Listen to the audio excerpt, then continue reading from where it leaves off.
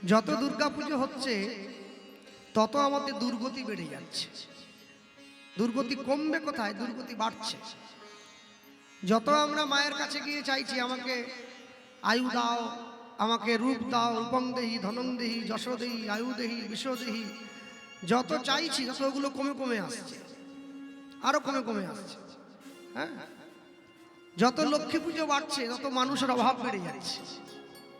যত কালী পুজো বাড়ছে তত মানুষের মনের কালিমা বাড়ছে, অহংকার বাড়ছে, অজ্ঞানতা বাড়ছে। তত বেশি করে করে মানুষে মদ খায়, তত বেশি করে করে মানুষে মারামারি করে। তাহলে জীবনে এত পুজো, এত হরিনাম, এত কীর্তন, এত জাঁক জমক আড়ম্বর করে যদি আমাদের রুচিটারই পরিবর্তন না হলো, তাহলে এগুলো করার মানে কি? এর থেকে তো ফাংশন, ড্যান্স টু হাঙ্গামা এগুলো করলে অন্তত পাড়ার কিছু ইয়ং ইয়ং ছেলেরা তারা একটু আনন্দ করতো, নাচ টাচ দেখে একটু বাড়ি চলে যেত, গাটা গরম হয়ে যেত, ঠান্ডা পড়ছে। আমি এই রুচির পরিবর্তনের কথা বলছি। জীবনে যদি রুচির পরিবর্তন করতে হয়, আপনাকে ঈশ্বরের দেখানো পথে আসতে হয়। হ্যাঁ, সত্য যেদিন নীরব থাকে, অন্ধ যদি করে শাসন, তাহলে বুঝেই নিতে হবে ধৃতরাষ্ট্র হয়তো আবার পেয়েছে সিংহাসন। এই কথাটা ছোটকালে আমার দাদুর মুখে আমি শুনেছিলাম, যে সত্য যেদিন ভয়ে মাথা নত করে থাকবে, ধৃতরাষ্ট্রের মতো অন্ধ যদি সিংহাসনে বসে, তাহলে বুঝে নিতে হবে মিথ্যা কোথাও না কোথাও গিয়ে আবার একটা সিংহাসন পেয়েছে। হ্যাঁ, কেন জানেন? যে শিক্ষা দেয় তাকে শিক্ষিত হতে হয়। মূর্খ কোনোদিন শিক্ষা দিতে পারবে না। যে রান্না করে তাকে রাঁধুনি হতে হয়। যে নিজে রান্না না জানে সে রাঁধুনি হবে কি করে? কালী পুজোকে কেন্দ্র করে প্রত্যেকের বাড়িতে মোমবাতি জ্বললো, প্রদীপ জ্বললো। হ্যাঁ, মায়েরা একবারে সকালবেলা ঘুম থেকে উঠে ঝুড়ি নিয়ে বেরিয়ে পড়লো 14 শাক টুকিয়ে আনার জন্য। ভূত চতুর্দশী নাকি একটা যায় না? এখন তো 14 শাক বাজারে কিনতে পাওয়া যায়, আটি করে বিক্রি হচ্ছে দক্ষিণ বারাসাত বাজারে। ছোটবেলায় দেখতাম সবাই মিলে বেরিয়ে পড়তো 14 শাক টোকাবার জন্য। এখন 14 শাকই খাই আর অপরের 14 গোষ্ঠী উদ্ধারই করি। যাই করি না কেন, যদি নিজেদের জীবনের পরিবর্তন না আনতে পারি, সারা জীবন ধরে 14 শাক খেলেও কোনো মঙ্গল হবে বলে আমার মনে হয় না। বিদায় গৌর হরি বল, হরি বল। কোনো মঙ্গল হবে না। কেন? আশ্চর্য কি জানেন? দেখা যাচ্ছে যিনি কীর্তন গাইবার জন্য এসেছেন, যাকে আপনারা ভাড়া করলেন, বুকিং করলেন, যিনি কীর্তন গাইছেন তিনি একাদশী করেছেন, একাদশীর দিন গান হচ্ছে। যারা শুনছে তারা কেউ একাদশী করেনি, সকলে মাছের ঝোল দিয়ে ভাত খেয়ে এসেছে। এখন যিনি গাইছেন তিনি তো তারটা বুঝে নিয়ে চলে গেলেন, আপনাদের নিটফল শূন্য। তাহলে আমি বলতে চাইছি, নিজের জীবদ্দশায় আমি হরিনাম প্রচারের মধ্যে দিয়ে যদি কোনো একজন ব্যক্তিকেও গলায় তুলসীর মালা পরাতে পারি, একাদশী ধরাতে পারি, তাহলে সেটাই আমার জীবনের সার্থকতা। এটা যদি না হয়, তাহলে 5 লক্ষ টাকা নিয়ে এক আসর গান করলেও কোনো লাভ হবে না, নিটফল শূন্যই থাকবে। কেন? আমি মানুষকে ভক্তিপথে কতটা আনতে পেরেছি, যারা ইসকনের আশ্রিত হয়েছে। আমি যদিও সেই মতের, সেই পথে নয়, তবুও তাদেরকে আমি শ্রদ্ধা করি। কেন? যখন তারা ইসকনে আশ্রয় নিতে যায়, তাদের গুরুদেবদের উপর থেকে একটাই কথা বলা থাকে, তোমরা যদি পারো কিছু মাতাল, কিছু খারাপ মানুষকে ভক্তি পথে আনবে, এটাই তোমাদের জীবনের সার্থকতা। মাতালও যদি একবার ভুল করে হরে কৃষ্ণ বলে, এতেও তার কল্যাণ হয়, হতে বাধ্য হবে। কেন? এটা নামের কৃপা। আপনারা প্রদীপ জ্বাললেন বাড়িতে প্রত্যেকে দীপাবলি উৎসবকে কেন্দ্র করে, কেন জ্বালালেন? কারণ কি? কালী পুজোকে কেন্দ্র করে প্রদীপ নয়, কালী পুজোকে কেন্দ্র করে প্রত্যেকের বাড়িতে মোমবাতি নয়, কালী পুজোকে কেন্দ্র করে সবার বাড়িতে আলো জ্বালানো হয়নি। তাহলে মানুষের ঘরে ঘরে প্রদীপ জ্বলছে কেন? না, কালী পুজোর দিন, যেদিনটায় কালী পুজো পড়েছে, ওই দিন প্রভু রামচন্দ্রের 14 বছর বনবাস সম্পূর্ণ হয়েছে। রাবণকে উদ্ধার মেরে সীতামাকে উদ্ধার করে রামচন্দ্র প্রজাদেরকে সঙ্গে নিয়ে ঘরে ফিরে আসছেন। সেই আনন্দে অযোধ্যার মানুষজন তারা রামচন্দ্রের ফিরে আসার আনন্দে প্রত্যেকের ঘরের সম্মুখে প্রদীপ জ্বালিয়েছেন, যেন অযোধ্যার পথ অন্ধকার না থাকে, আলোয় ভরে যায়। কেন? রাবণের মতো অন্ধকার দূরে গেছে, রামের মতো আলোর উদ্ভাবন হয়েছে। সেই নীতিকে সম্মান দেওয়ার জন্য তারা প্রত্যেকে ঘরের দরজায় প্রদীপ জ্বালিয়েছে। সেই নীতিকে সম্মান দিয়ে হিন্দু সনাতন ধর্মের মানুষ প্রদীপ প্রজ্বলন করে কালী পুজোর দিন। আসল উদ্দেশ্যটা যদি বুঝতে পারেন তবেই জানবেন জীবনের প্রত্যেকটা কর্ম সার্থক হতে চলেছে। কে যাবি ভাই ভবসিন্ধু পার, ধন্য কলি যুগ ধন্য চৈতন্য অবতার। আপনাদের আজকে মরীশ্বরে, এটা মরীশ্বর তো নাকি? হ্যাঁ, মরীশ্বরে কীর্তন হচ্ছে। এখন কমিটি চারদিকে হ্যান্ডেল ছড়িয়ে দিয়েছে, সকলে আসবে, গান শুনবে, সকলের জন্য গরম গরম চায়ের ব্যবস্থা রয়েছে। বাবারা দিচ্ছে, দেখেছেন, সবার ব্যবস্থা আছে, কেউ ফিরে যাবে না। হ্যাঁ, এখন এই মরীশ্বর গ্রামের পাশে ছোট একটা নদী আছে, নদীর ওই পারে আরেকটা ছোট গ্রাম আছে। এখন যে লোকটার বাড়ি এই মরীশ্বরে, সে প্রত্যেকদিন নৌকো চালিয়ে নদীটা পার করে দেয়, এপারের লোককে ওপারে করে, ওপারের লোককে এপারে করে। এখন এই কালী পুজোর দায়িত্ব যাদের হাতে আছে, তারা গিয়ে গ্রামের সবার বাড়িতে বাড়িতে ভিক্ষা করছে। ওই লোকটার বাড়িতে গিয়ে উঠেছে, কিরে তুই কিছু দে, গ্রামে পুজো হবে, হরিনাম হবে, তুই একটু কিছু সাহায্য কর। তখন ওই লোকটা বলছে, দেখুন আমি তো নৌকো দাঁড় টেনে ভাত খাই, যদি ভাড়া হয় তবে আমার পেট চলে, না হলে শুকনো পেটে থাকতে হয়, আমি আপনাদের কি বা দেব, আমার আপনাদেরকে দেওয়ার মতো কিছু নেই। তখন সবাই আলোচনা করলো, ও ঠিকই বলেছে, কেন সত্যি সত্যি তো, ও এত গরিব মানুষ, ও কি দেবে। এই শোন, ঠিক আছে, তোর অবস্থাটা আমরা বুঝতে পারছি, তোকে কিছু দেওয়ার দরকার নেই, তুই তোর বাড়ির লোকজনকে নিয়ে যাবি, কীর্তন শুনবি, প্রসাদও পাবি, তোর নিমন্ত্রণ রইল। সবাই যখন চলে যাচ্ছে ফিরে, এমন সময় ওই লোকটা সকলকে ডাক দিয়েছে, একটু শুনুন আপনারা। সবাই ঘুরে এসছে, কিরে কিছু বলবি?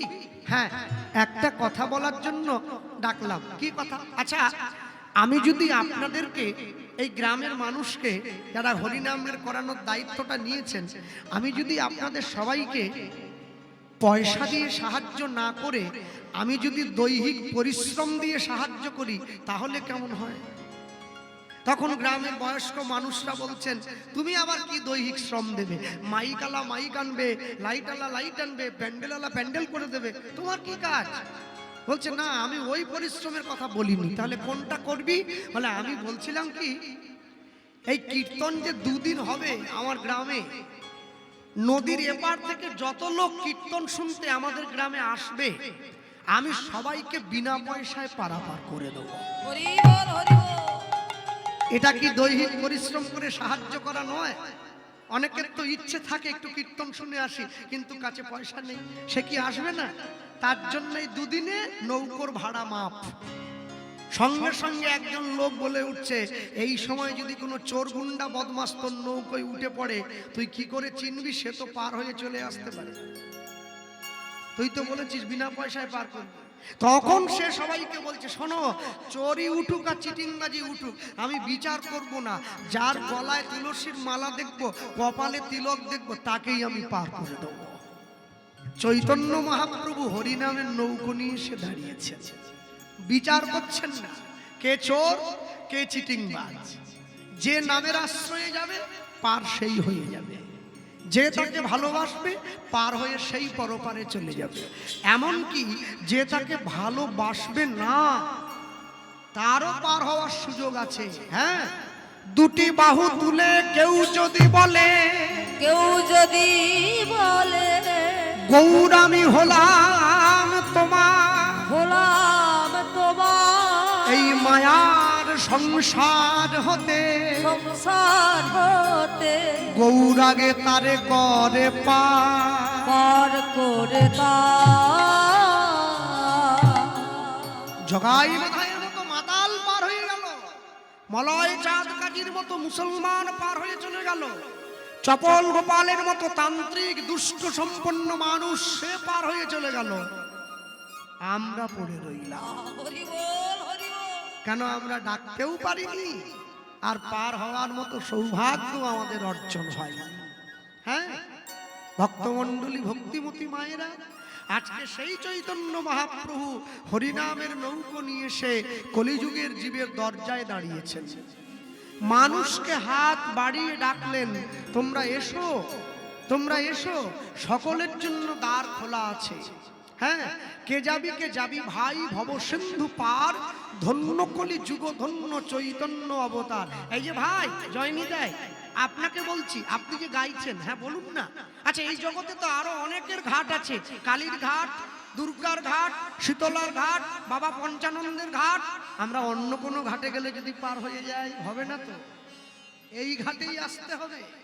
যত বড় কালী ভক্ত হোক, যত বড় শিব ভক্ত হোক, মরে যাওয়ার পরে কিন্তু বলতে হয় বলো হরি হরি হরি। বল। ঘাটটা আমারই, পার এখান থেকে হতে হবে। তাহলে নিশ্চয়ই আপনার ঘাটে সবাই পার হবে, মানে আপনার ভাড়াটাও একটু বেশি হবে। কি গঙ্গাসাগরে যে মেলা হয় কপিল মুনির আশ্রম, এটা কি মেলা বলে বলুন? মকর সংক্রান্তিতে ওই যে হয় গঙ্গাসাগর মেলা। হ্যাঁ, সব ফেরিঘাট বন্ধ থাকে, একটা ঘাট খোলা থাকে। আমি একবার তো গিয়ে বিপদে পড়ে গিয়েছিলাম, একটা গেট খুলে রেখেছে সরকার। কি আশ্চর্য চালাকি জানে, একটা গেট দিয়েই 5 লক্ষ লোককে বের করছে, সব বন্ধ করে দিয়েছে। আবার এদিকে বলছে ভাড়া মুকু হয়ে গেছে, মাত্র 1 টাকা করে। 5 লক্ষ লোক 1 টাকা করে দিয়ে পেরোচ্ছে। এবার বুঝে নেন সব বন্ধ করার কারণটা কি। মানে আমার লাভ কম হোক, সেল বেশি হোক, মানে একটা গিভ এন্ড টেক পলিসির মধ্যে চলে গেছি আর কি। মহাপ্রভু বলছে ঘাটটা আমার খোলা, 1 টাকা কেন, কোনো পয়সাই লাগে না, পার হওয়ার মতো নৌকোর কাছে শুধু আসতে হয়। তাহলে লিখে দাও, বাবা যদি ছেলেকে সম্পত্তি দেবে বলে ঠিক করে দলিল করে দিয়েছে, তো তুমি যে আমাদেরকে পার করবে দলিল করে দাও। হ্যাঁ, করে দিলাম তো। ওই যে ওগো আমার চৈ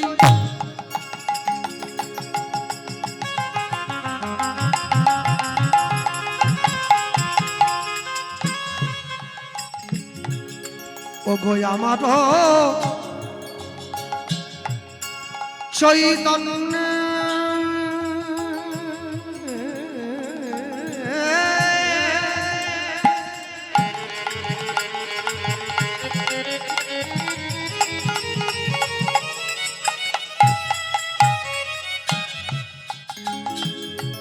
চৈতন্য চৈতন্য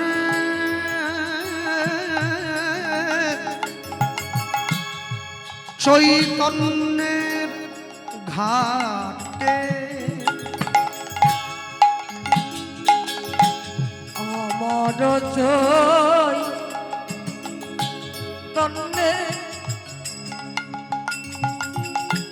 চৈতন্যে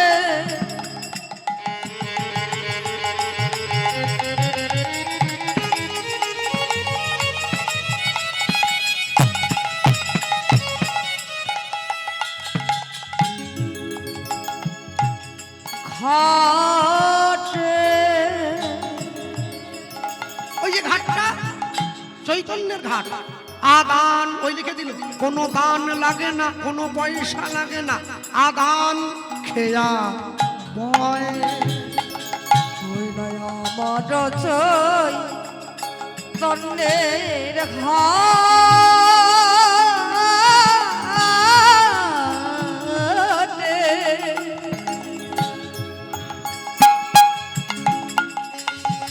ওই দয়াদান খেয়াম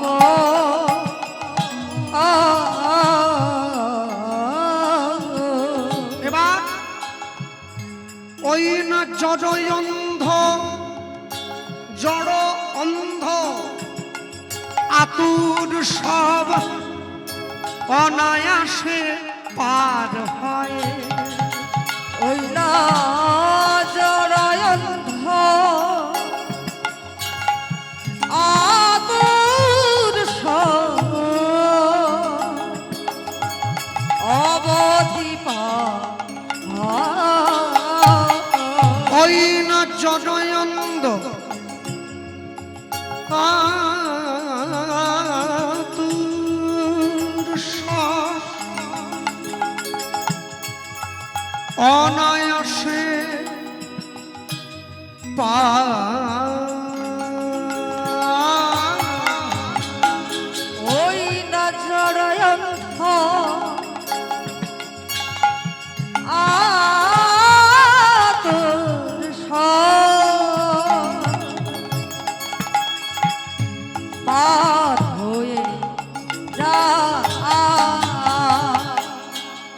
যে লয়ে হরি নামের তরি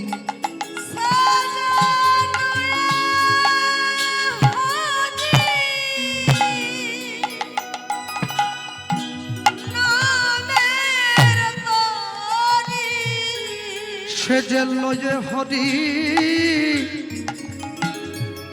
নামের তরি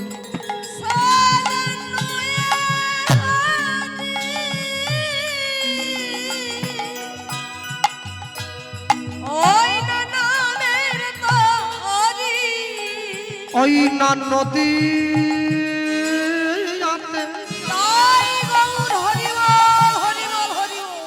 নদীয়াতে অবতরী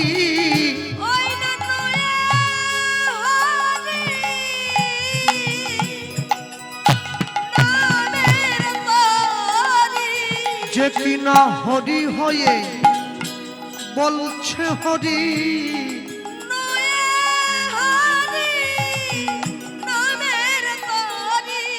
জীবের হাতে ধরি আর পায়ে পড়ি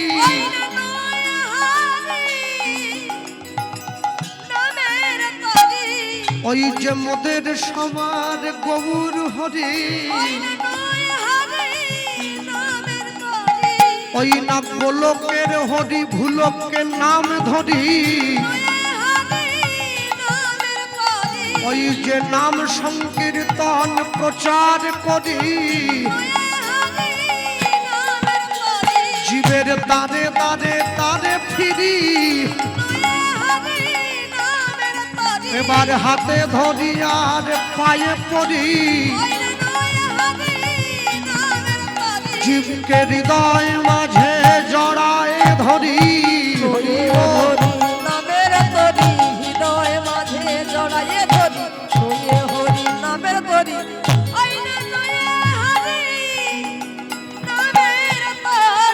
ওই না জড় অন্ধ আতুর সব অনায়াসে পার হয় ওই না জড় অন্ধ আতুর সব অনায়াসে পার জড় অন্ধ আতুর সব অনায়াসে পার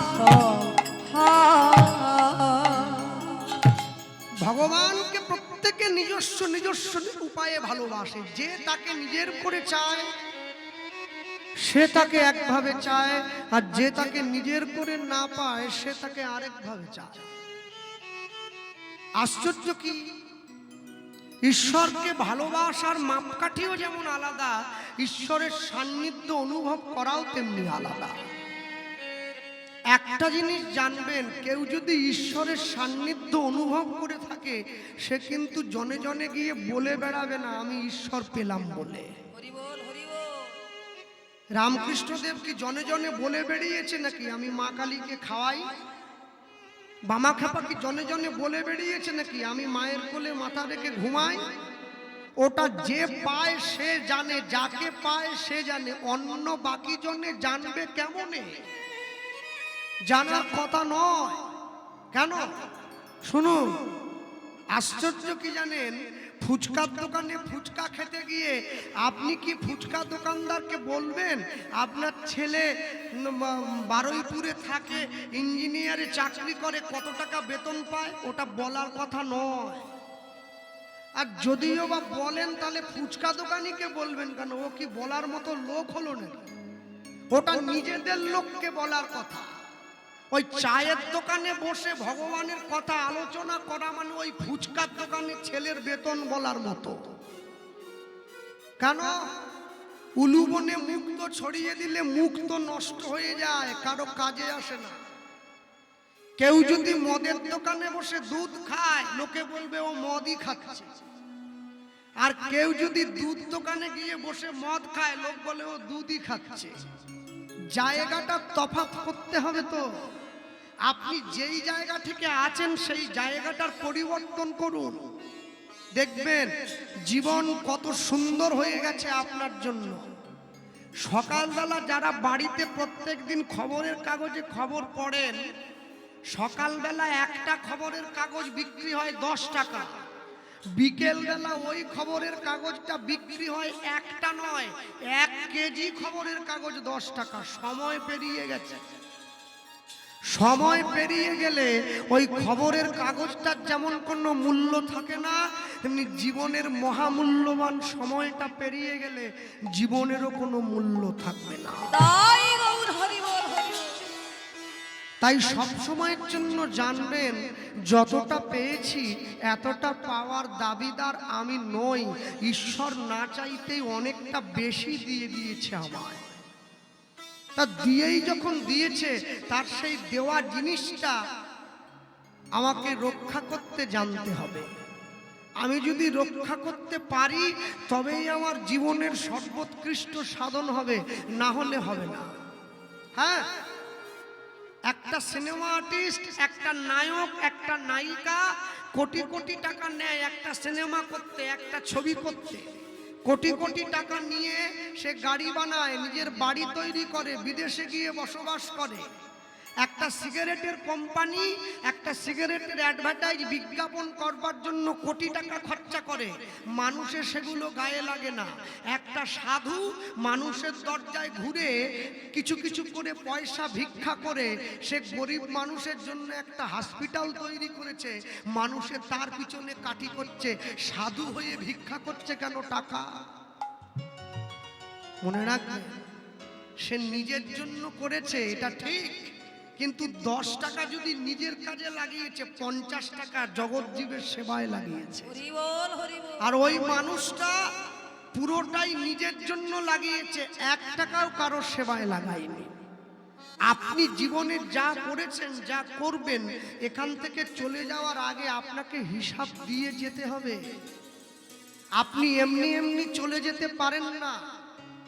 মনে রাখবেন, সব সময়ের জন্য জীবন কিন্তু আপনার কাছে প্রত্যেকটা প্রতি পদে পদের হিসাব চাইবে। যাকে আপনারা চিত্রগুপ্ত বলে বলেন, যিনি নাকি আমাদের হিসাবের লেখক, চিত্রগুপ্ত হচ্ছে একমাত্র ব্যক্তি যে কোনোদিন ঘুষ খায়নি। কোন সরকারি অফিসে যদি আমার একটা কাজ আটকে যায়, আমার তো প্রত্যেকদিন গান থাকে, যে লোকটা ওই কাজটা করে সে আমাকে যেদিনকে যাওয়ার জন্য ডেট দিয়েছে আমি যেতে পারিনি, আমার তো কীর্তন আছে, আমি যাব কি করে? তা আমাকে বলি, দাদা আপনাকে আসতে হবে না, আপনি 500 টাকা দেবেন, কাজটা হয়ে যাবে, আপনাকে আসার দরকার নেই, আপনার হয়ে টাকা এলেই হবে। চিত্রগুপ্ত একমাত্র লোক যাকে কোনোদিন ঘুষ দিলে চলবে না, সে কোনো পয়সাই খাবে না। আপনি যেটুকু করবেন সেইটুকু লিখবে, ওজন্য ওর চাকরি যাওয়ার কোনো ভয় নেই। একবার যা পেয়ে গেছে তো পেয়েই গেছে। সবসময় জানবেন, প্রত্যেকটা মানুষ, যে সমস্ত মায়েরা বসে আছেন, যে সমস্ত বাবারা বসে আছেন, প্রত্যেকটা মানুষ নিজের জীবনের স্বীয় স্বীয় উদ্দেশ্য কর্ম করবার জন্য পৃথিবীতে এসেছে। দেখবেন যখন কোনো জায়গায় মঠে মন্দিরে পুজো হয়, এই যে মা কালীর পুজো হচ্ছে, একটা ঘট বসেছে, এখানে তুলসী বেদি প্রতিস্থাপিত হয়েছে, এখানে একটা ঘট বসেছে। এই ঘটটা কিন্তু আমাদের দেহের প্রতীক। ঘটের মধ্যে যে জল আছে, ওই জলটা হচ্ছে আমাদের পরমাত্মা স্বরূপ। ঘটের ওপরে যে নারকলটা দেওয়া আছে, ওই নারকলটা হচ্ছে পরমাত্মাকে যিনি আশ্রয় করেছেন, আমাদের অন্তরাত্মা শ্রী গোবিন্দ। আর ঘটে যে আম পল্লবগুলো দেওয়া আছে, ওই আম পল্লবগুলো হচ্ছে আমাদের সংসারের মতো স্ত্রী পুত্র ছেলে মেয়ে, এরা সকলে। যখন ঘটটাকে বিসর্জন দিতে হয়, আগে জলটা ফেলে দেন না, তো আগে আমের পল্লবটা তুলে ফেলতে হয়। মনে রাখবেন, যেদিনকে পৃথিবী থেকে আপনার চলে যাওয়ার সময় হবে, সংসারটা কিন্তু আপনার থেকে এমনি এমনি দূরে চলে যাবে। আপনি চাইলেও যাবে, আপনি না চাইলেও যাবে। আপনি চাইলেও তাকে জোর করে আটকে রাখতে পারবেন। হ্যাঁ, আপনি যদি চান তবু তাকে আটকে রাখতে পারবেন না। এখন ভক্তরা প্রশ্ন করছে, প্রভু তাহলে তোমার সময় আছে তো আমাদেরকে পার করার মতো? যেই এই প্রশ্ন করেছে, মহাপ্রভু বললেন, আমার সময় নেই, আমি একটা করে এজেন্ট দিয়েছি। এজেন্ট মানে যাকে আপনারা গুরুদেব বলেন। গুরুদেব পার করবে, গুরুদেব তোমাদেরকে আমার চরণ পর্যন্ত নিয়ে আসবে। তাহলে নৌকার কান্ডারি একটা পাওয়া গেল, কে? গুরুদেব। মহাজন বলছে লিখে দিই, বাকি থাকে কেন, লোকে তো নাও মানতে পারে। দেখুন লিখে দিয়েছে, হরি নামের নৌকা খানি শ্রী গুরু কান্ডারি উলুধ্বনি। হরি নামের নৌকো খানি সে গুরু কান্ডারি। দেখো হরি নামে নৌকা খানি শ্রী গুরু কান্ডারি। ওই না হরি নামের নৌকো খানি সে গুরু কান্ডারি। সংকীর্তন করা বলো দুবাহু পশারি। হরি হরি বল। সংকীর্তন করা হলো দুবাহু পশারি। ওই না সংকীর্তন করা বলো দুবাহু পশারি। সংকীর্তন করা হলো দুবাহু পশারি। সকল জীব সকল জীব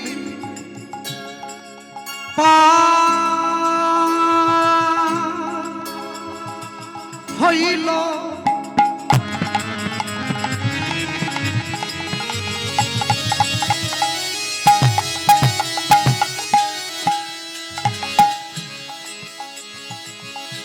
প্রেমের বাতাসে। সকল জীব পার হইল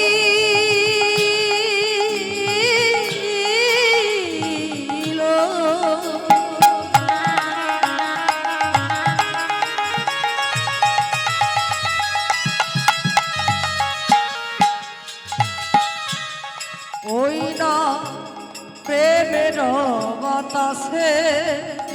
সকল জীব পার হইল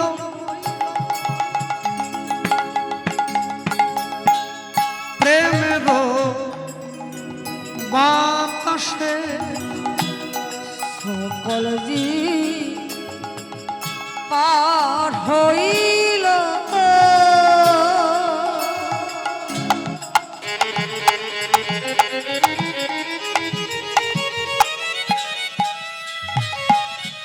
প্রেমের বাতাসে। লোচন দাস পড়িয়া রইল আপনার দোষে। আর লোচন দাস পড়িয়া রইল আপনার দোষে। ওই না লোচন দাস পড়িয়া রইল আপনার দোষে। ওই না লোচন দাস পড়িয়া রইল আপনার দোষে। বলি আমি এক মুখে বলতে নারি আমি আর মুখে বলিতে নারি। আমার গৌর গোবিন্দে হরি বল হরি বল। লীলা মাধুরী। আমি আর মুখে বলিতে নারি। আমি যাই রে লীলার বলিহারি। আমি আর মুখে বলিতে নারি। আমি যতবার বলি ততবার হারি। আমি আর মুখে বলিতে নারি। আমি এক মুখে বলবো কত। আমি যদি বা বলি বছর শত। আমার গৌর গোবিন্দের লীলা মাধুরী। হরি বল। বলিতে নারি নারী আমি এক মুখে বলিতে নারী এক মুখে বলিতে নারী ওই না লোচন দাস পদে যা রইল আপনার দোষে ওই না লোচন দাস পড়িয়া রইল আপনার দোষে সব জীবে পার হইল প্রেমের বাতাসে প্রেমের বাতাসে লোচন দাস পড়িয়া রইল পড়িয়া রইল আপনার দোষে দোষে যে ভগবানকে ভালোবাসে ভগবান তাকেও নাম দিয়েছে, যে ভগবানকে ভালোবাসে না ভগবান তাকেও নাম দিয়েছে। আশ্চর্য কি, যে ভগবানকে ভালোবাসে সে ভগবানের নাম ভক্তি শ্রদ্ধা সহকারে গ্রহণ করলো, আর যে ভগবানকে ভালোবাসে না সে ভগবানের নাম অবজ্ঞা সহকারে গ্রহণ করলো। পেয়েছে দুজনই, কিন্তু পাওয়ার মধ্যে তফাৎ হয়ে গেল। হ্যাঁ, ভক্তমণ্ডলী ভক্তিমতী মায়েরা যারা এই স্থানে বসে আছেন আজকে ভগবানের কথা শুনবার জন্য ভিড় করে ছুটে এসছেন, আপনারা সকলেই জানেন শ্রীকৃষ্ণ চৈতন্য মহাপ্রভু তার একটা বড় ভাই ছিল। এই বড় ভাইটার নাম হচ্ছে নিত্যানন্দ। মহাপ্রভুর থেকে নিতাই চাঁদ কতদিনের বড়? 12 বছরের বয়সে বড়। একটা দুটো দিন নয়, কিন্তু 12 বছর। আচ্ছা, ভাই কখন হয়? মায়ের পেট থেকে জন্মালে হয়, আর না হলে একটা পাতানো ভাইটাই একটা ডাকলে টাকলে সেরকম একটা ব্যাপার আছে। এই তো আগামীকালকে বড় একটা অনুষ্ঠান আসতে চলেছে, ভাই ফোটা না। সকাল থেকে তো বোনেরা একবারে স্নান টান করে অপেক্ষা করবে, ভাই আসছে। তারপরে ভাইয়ের জন্য সব রেডি আছে, একবারে প্রদীপ সাজিয়ে ধান দুব্য নিয়ে চন্দন বেটে মিষ্টি। যার ভাই চাকরি করে তার বোনের তো আরো আনন্দ, কেন? সোনা 1,25,000। তার বোনের একটা আশা আছে, যদি একজোড়া কানের দুলো আনে তবু অন্তত ভাই তো হ্যাঁ যে খাতিরটাই বেড়ে যাবে। যাই হোক, এখন ভাই এসে গেছে, সুন্দর করে সেজে গুজে বোন দেখি আবার ফোঁটা দেয়, এই আঙুলে করে এইটাই করে দেয়। হ্যাঁ, কি বলে? ভাইয়ের কপালে দিলাম ফোঁটা, জমের দুয়ারে পড়লো কাটা। যমুনা দেয় জমকে ফোঁটা, আমি দিই আমার ভাইকে ফোঁটা। জম যেমন চিরঞ্জীবী, আমার ভাই হোক তেমনি চিরজীবী। এই তো ফোঁটা দিল, ফোঁটা দিয়ে প্রদীপের তাপ দিল, মাথায় ধান দুব্য দিল। আচ্ছা, এত সুন্দর দেখতে লাগছে, আপনারা ছবি তুলেননি কোনোদিন? ভাইয়ের গলায় তুলসীর মালা পরিয়েছে বোন, কোমরে নতুন ঘুমসি পরিয়েছে, কপালে চন্দনের ফোঁটা দিয়েছে, তারপরে মাথায় ধান দুব্য দিয়েছে, আবার প্রদীপের তাপ দিয়েছে। এত কিছু দিয়ে টিয়ে তারপরে ভাইকে এক বাটি খাসি মাংস রান্না করে দিয়েছে, বলে খা। যমরাজ তো চিন্তায় পড়ে গেছে। তাহলে বোন যে বলল জমের দুয়ারে দিলাম কাঁটা, এ তো কাঁটা না, এ তো হাড়। কাঁটা আর হাড় কি এক হয়ে গেল? বোনও জানে না কেন ফোঁটা দিচ্ছি, ভাইও জানে না কেন ফোঁটা দিচ্ছি। মনে রাখবেন, যমুনার ভাই হচ্ছে যম। জগতের কোনো ভাইয়ের যাতে অকাল মৃত্যু না হয় সেই জন্য যমুনা ভাইকে বেঁধে রাখার চেষ্টা করেছে কাঁটা দিয়ে, যাতে ভাই ঘর থেকে বেরিয়ে যেতে না পারে। যমরাজকে বলা হয় ধর্মরাজ, যে জগতের সমস্ত ধর্মকে রক্ষা করে। তাই জগতের কোনো ভাইয়ের যাতে অকাল মৃত্যু না হয় সেই জন্য এই ব্যবস্থা। আর তোমরা কি করলে? জিনিসটাকে ঘুরিয়ে দিলে যাতে বেশি করে করে ভাইয়েরা অকালে মরে যায়, তাই জন্য খাসি খাওয়াচ্ছ। শোনো, একটা মাঙ্গলিক কর্মে কোনোদিন পশু হত্যা জীব হত্যা চলে না।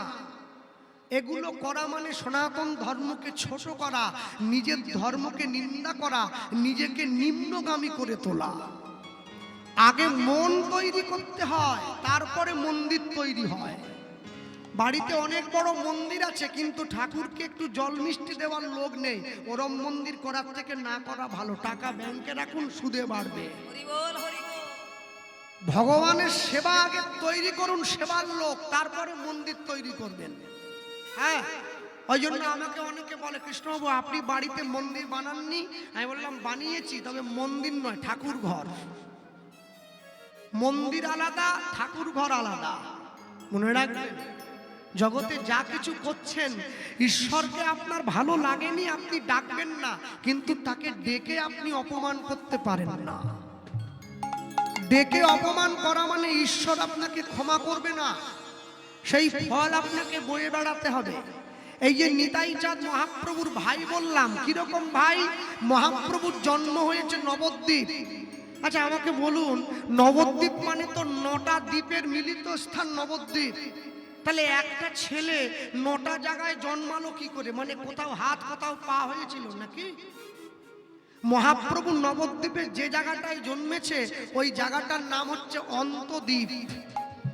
পরবর্তীকালে 9টা দ্বীপ একত্রিত হয়ে জায়গাটার নাম হয়েছে নবদ্বীপ। মহাপ্রভুর বাবা জগন্নাথ মিশ্র, মা শচীরানী মিশ্র, তাদের ছেলে ভরদ্বাজ গোত্রজাত পণ্ডিত নিমাই মিশ্র। মহাপ্রভুর তখন তো আধার কার্ড ছিল না, যদি থাকতো মহাপ্রভুর প্রকৃত নাম হচ্ছে বিশ্বম্ভর মিশ্র। শচীমা আদর করে নিমাই বলে ডাকতেন। নিম হচ্ছে তেতো, যাতে ছেলেটার নজর না লাগে, তাই তার নাম নিমাই। যখন গঙ্গাদাস পণ্ডিতের টোলে পড়াশুনো করে ছেলেটা পণ্ডিত হলো, দুবার বিয়ে করলো, তখন তার নাম হয়েছিল গৌরাঙ্গ। যখন কাটোয়ায় কেশব ভারতীর কাছে গিয়ে গুরু মন্ত্র নিয়েছিল, তখন তার নাম হয়েছিল শ্রীকৃষ্ণ চৈতন্য। আর যখন উড়িষ্যায় গিয়ে গম্ভীরাতে দেওয়ালে নাক মুখ ঘষে চিৎকার করে কৃষ্ণ বলে কেঁদে লুটিয়ে পড়তো, তখন তার নাম হয়েছিল শ্রীকৃষ্ণ চৈতন্য মহাপ্রভু। প্রত্যেকটা মানুষ যারা বসে আছেন, যারা ভক্ত আছেন, আমি সবার কথা বলবো না, যারা বসে আছেন প্রত্যেকের দুবার জন্ম হয়েছে। একবার মায়ের পেট থেকে মানুষ রূপে, আর একবার গুরু দীক্ষা নিয়ে ভক্ত রূপে। হ্যাঁ, মন দিয়ে আস্বাদন করুন, কেন বেশি লোক থাকলে এ কথা আলোচনা করা যায় না, তখন তো হড়বড় করে সবাই। অল্প লোকে খেয়েও শান্তি, খাইয়েও শান্তি। 10,000 লোক হয়ে গেলে কে শুক্তো পায়নি, কে কুমড়ো পায়নি, সেই নিয়ে মারামারি। ওরে বাবারে, 500 লোক হলে সবাই সব পাচ্ছে। হ্যাঁ, মনে রাখবেন, যতদিন জীবের গুরুকরণ নাহি হয়, সেই জীবকে পশু বলে জানিবেন নিশ্চয়। চৈতন্য মহাপ্রভু গুরু করতে গিয়েছেন কাকে? কাটোয়ায় কেশব ভারতীকে। মাঘ মাসের ঠান্ডায় গঙ্গায় ঝাঁপ দিয়ে পড়লেন। ঝাঁপ দিয়ে পড়ে কেশব ভারতীর কাছে গিয়ে কানটা বাড়িয়ে দিয়েছে, গুরুদেব আমার দীক্ষাটা দেন। কেশব ভারতী কি বলছে? লোকে বলে গুরু গুরু, আমি গুরু নই, তুমি মোর গুরু হও, চরণে পড়িয়া রই। বৈষ্ণব মহাজন পদাবলিতে লিখেছেন। কিন্তু গুরুদেব, আমি যে সন্ন্যাসী হওয়ার জন্য এলাম, নিমাই, সন্ন্যাস হওয়া এত চারটিখানি কথা নয়। যারা বসে আছেন জ্ঞানীগুণী শিক্ষিত জন, জানেন তো, চাইলে চোর হওয়া যায়, চাইলে সাধু হওয়া যায় না। তাই যদি হতো তাহলে জগতে সাধু বেড়ে যেত, চোর কমে যেত। জগতে চোর বেড়ে গেছে, সাধু কমে গেছে। হ্যাঁ, এই যে কালী পুজোয় বাজি ফাটছে, এত বাজি, এ বাজি পুড়িয়ে লাভ নেই। যদি পোড়াতে হয়, তোলাবাজি, চিটিংবাজি, ধাপ্পাবাজি, এগুলোকে পোড়া। ওই টাকায় আগুন দিয়ে পুড়িয়ে কি হবে? আসল জিনিসটাকে পোড়াতে হবে, যেটা একবার পুড়ে গেলে আর ফিরে আসার কোনো চান্স থাকবে না। কেশব ভারতী নিমাইকে বলছে, 24 বছর বয়স তোমার, শুনলাম তোমার নাকি বিয়ে হয়েছে। হ্যাঁ গুরুদেব। তা তোমার স্ত্রীর বয়স নাকি 14 বছর। হ্যাঁ, তা 14 বছরের এত সুন্দরী স্ত্রীকে ছেড়ে তুমি চলে এলে সন্ন্যাস নিতে, আবেগে নয় বিবেকে। গুরুদেব, আমি মন থেকে চাইছি। না না, তুমি চাইলেই তো আমি আমার নিজেকে অপমান করতে পারি না। আমার কাছে বসো তো। মহাপ্রভুকে কাছে বসিয়ে কেশব ভারতী পরীক্ষা করছে, যে ছেলেটা আমার কাছে ছুটে এলো, এ সত্যি সত্যি ভগবান কিনা দেখে নিতে হবে না। নিমাই, জিভটা বের করো। যেই মহাপ্রভু জিভটা বের করেছে, কেশব ভারতী এক মুঠো চিনি নিয়ে নিমাইয়ের জিভের অগায় দাগা দিয়ে দিয়েছে। জিহার অগ্রে দিয়ে বলছে, নিমাই আমি কিছুক্ষণ পর্যন্ত অপেক্ষা করব, তারপরে তোমার জিহার অগ্রে একটা ফু দেব। যদি চিনিগুলো তোমার জিহার লালার সাথে মিশে না যায়, আমি বুঝবো তোমার সংসার জয় হয়েছে, না হলে হয় না। হরি বল, হরি বল। সন্ন্যাসনে বসে আছে কে? চৈতন্য মহাপ্রভু। কেশব ভারতী কি করছে? কিছুক্ষণ পরে নিমাইয়ের জিহার অগ্রে ফু দিল, আর যখনই ফু দিয়েছে, ফু দেওয়া মাত্র সঙ্গে সঙ্গে নিমাইয়ের জিহার অগ্রভাগ থেকে চিনির দানাগুলো উড়ে চলে গেছে। আর যখনই চিনির দানাগুলো উড়ে গেল, সঙ্গে সঙ্গে কেশব ভারতী নিমাইয়ের চরণে পড়েছে রাতের অন্ধকারে। নিমাই, আমার অন্যায় হয়ে গেছে, আমার ভুল হয়ে গেছে তোমায় চিনতে। আমি তোমার গুরু নয়, তুমি আমার গুরু হবে। আমায় দীক্ষা দাও গুরুদেব, আমি তো শিষ্য হব। না না, শোনো নিমাই, তুমি আগে আমার কানে মন্ত্রটা দিয়ে দাও, আমি সেই মন্ত্রটাই ঘুরে তোমার কানে দিয়ে দেব। এ কথা প্রচারের লোক নেই, যত বাজে কথা হরিনামের আসরে প্রচার। নারকলের কেন 10টা ছেঁদা, রাবণের কেন 30টা মুন্ডু, এই সব কীর্তনে ঢুকে গেছে। যা শুনলে মানুষের ভক্তির উদয় হয়, মানুষ সে কথা প্রচার করে না। নিমাইকে দীক্ষা দিয়েছে, যাও নিমাই, তোমার জন্য এই সংসার নয়। আর ওইদিকে দীক্ষা নিয়ে মহাপ্রভু যখন চলে গিয়েছে, চলে যাওয়ার পরে নদী আর আকাশটা স্তব্ধ হয়ে গেল। সচিমায়ের চিৎকার, নদী আর গাছপালা পশু পাখি সকলে মিলে চিৎকার করছে, নিমাই রে,